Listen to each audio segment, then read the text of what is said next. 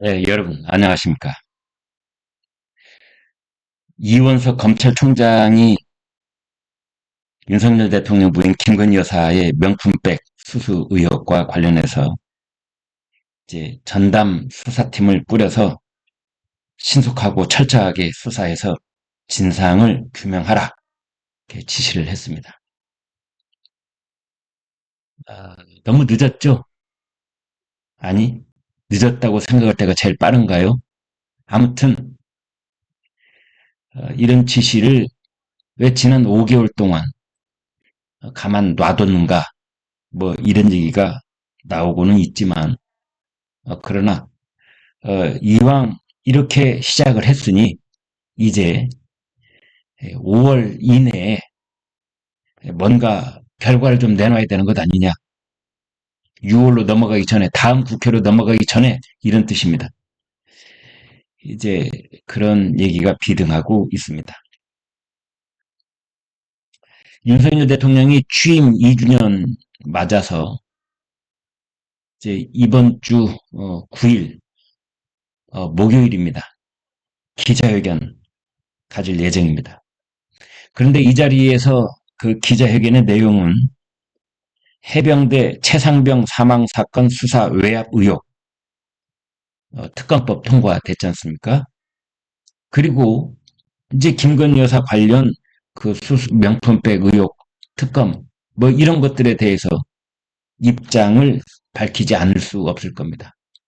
아마 기자들이 이제 물을 거고 윤 대통령도 여기에 대한 준비를 하고 있을 것으로 그렇게 보여집니다.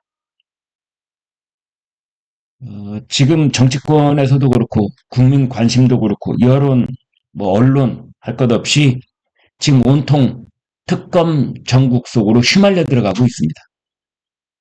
그래서 최상병 특검, 김건희 특검, 민주당이 지금 이제 집중적으로 공격하는 사안일 뿐만 아니라 이제 국민들과 언론의 관심도 여기에 온통 집중돼 있다 이렇게 보면 되겠습니다. 그래서 5월은 계절의 여왕 가정의 달이 아니라 특검의 달이 될 가능성이 있다. 특검이 진행이 돼서 특검의 달이 아니라 이미 통과된 특검, 그리고 다가오고 있는 특검, 그리고 여기에 대한 대통령의 입장, 그리고 거부권 행사와 재의결 투표, 이런 것들이 어떻게 진행될 것인가를 놓고 아주 뜨거운 한 달이 될 가능성이 높다. 지금 이렇게 전망을 해볼 수 있겠습니다. 검찰도 일단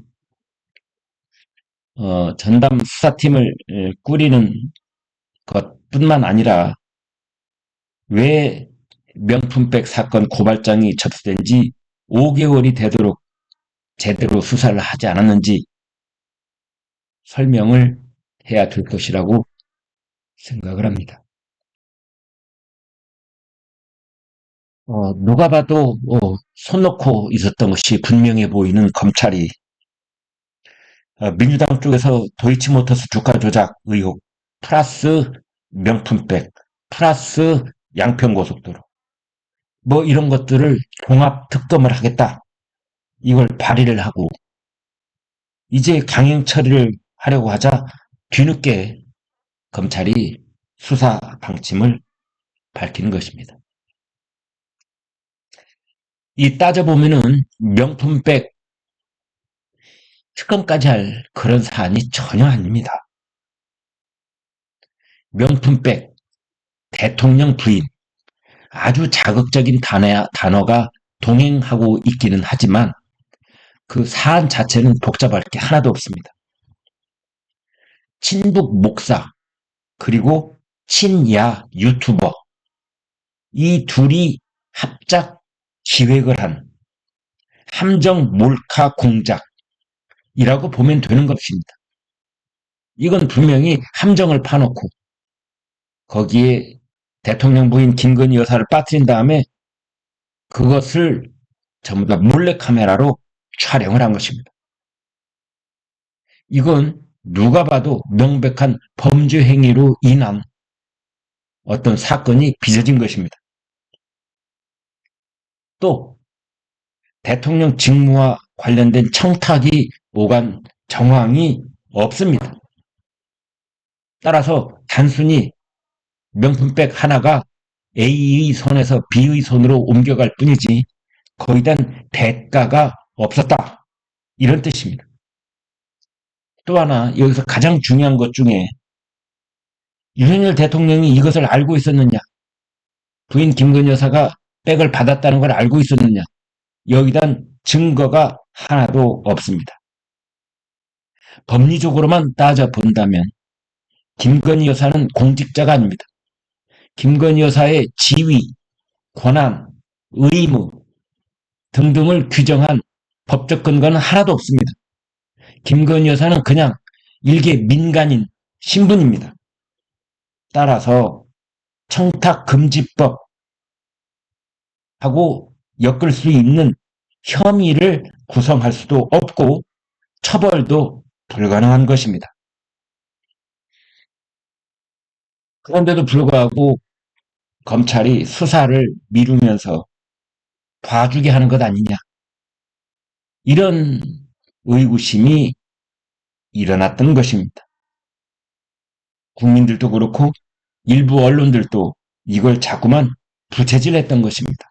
거기에 정치권이 편승하면서 일이 지금까지 이렇게 불거졌던 것입니다.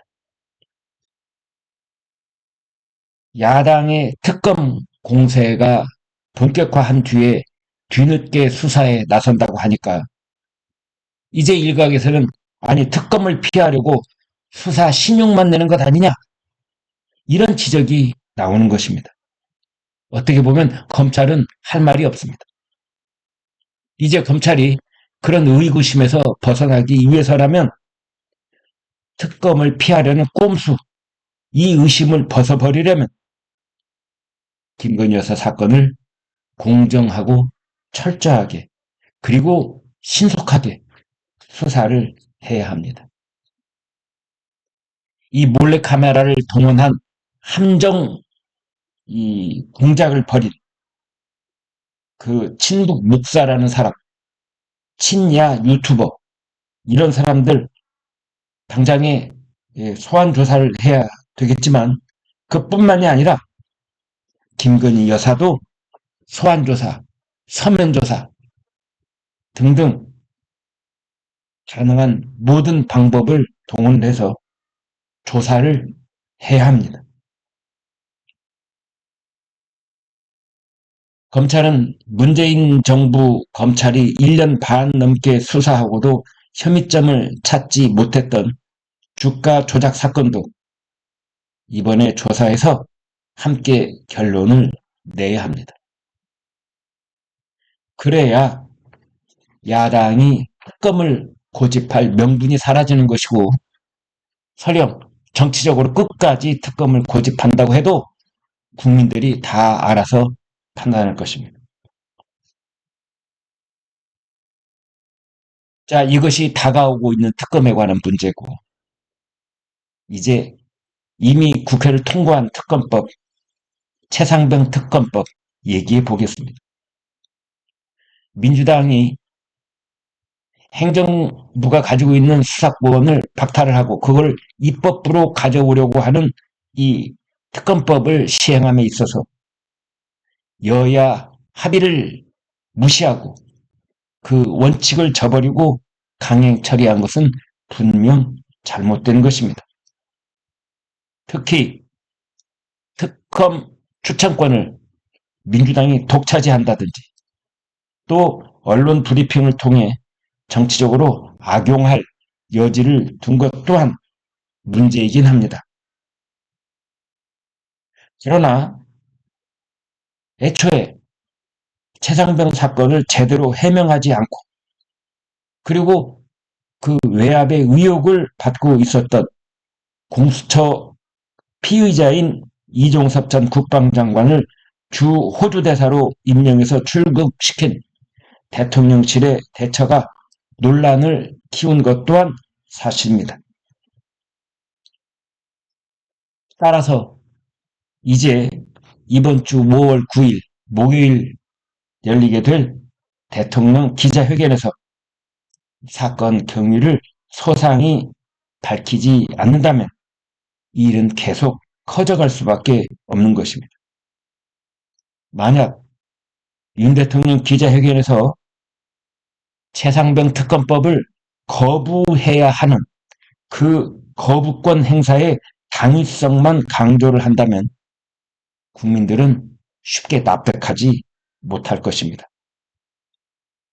특검을 회피하려는 기자회견이라는 비난을 자초할 수도 있습니다. 이번에 5월 9일 대통령의 회견은 최상병 의혹 수사를 막기 위한 것이 아니라 사건의 진상을 밝히고 국민에게 설명하는 자리가 되어야 합니다. 그 설명의 핵심은 이 사건에 관한 제1차 보고서가 경북경찰청에 이첩됐을 때 해병대 수사단의 그 최종 보고서가 경찰에 이첩되고 이첩된 보고서가 보류되고 국방부 검찰단이 그걸 회수하는 과정 속에서 용산 대통령실은 어떤 역할을 했으며 그리고 윤석열 대통령은 여기에 어떻게 관여를 했고 어떤 의견을 밝힌 바가 있는지 없는지 바로 그 핵심 부분 윤 대통령은 최상병 익사 사건에 대해서 최종적으로 해병대 수사단의 조사 보고서가 8명의 지휘관을 업무상 과실치사 혐의로 경북경찰청에 이첩하는 보고서가 작성됐을 때 윤 대통령과 용산 대통령실은 거기에 대해서 어떤 의견을 표명했는지 안 했는지 그리고 용산 대통령실에 있는 누군가가 국방부의 누군가 또는 해병대의 누군가와 서로 어떤 연락을 주고받았는지에 대한 설명이 있어야 된다는 뜻입니다. 지금 야당이 밀어붙이고 있는 최상병 특검법의 요체는 바로 용산 대통령실과 윤 대통령을 정면으로 겨냥하고 있고 그 정면으로 겨냥하고 있는 그 핵심 쟁점이 바로 최상병 사건에 관한 해병대 수사단의 조사 보고서가 경찰청으로 이첩될 때 용산 대통령실이 어떤 대처를 했는지 그 부분을 밝히기 위한 것이기 때문입니다. 돌아보면 윤 대통령이 지난 4월 1일 의료 공백 사태 관련 담화에서 의대 증원의 당위성을 일방적으로 강조하다가 되레 의료계의 반발을 키웠다는 점을 돌아볼 필요가 있는 것입니다. 이번에는 대통령의 주장을 강력하게 펼치기보다는 국민이 가지고 있는 의심을 해소하고 해결책을 제시하는 쪽으로 전개가 되어야 될 것입니다. 대통령의 회견과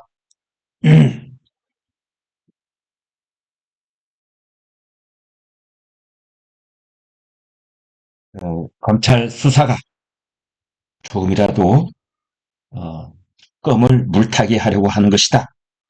이렇게 비친다면 국민이 바로 알아차릴 것입니다. 네, 여러분 고맙습니다.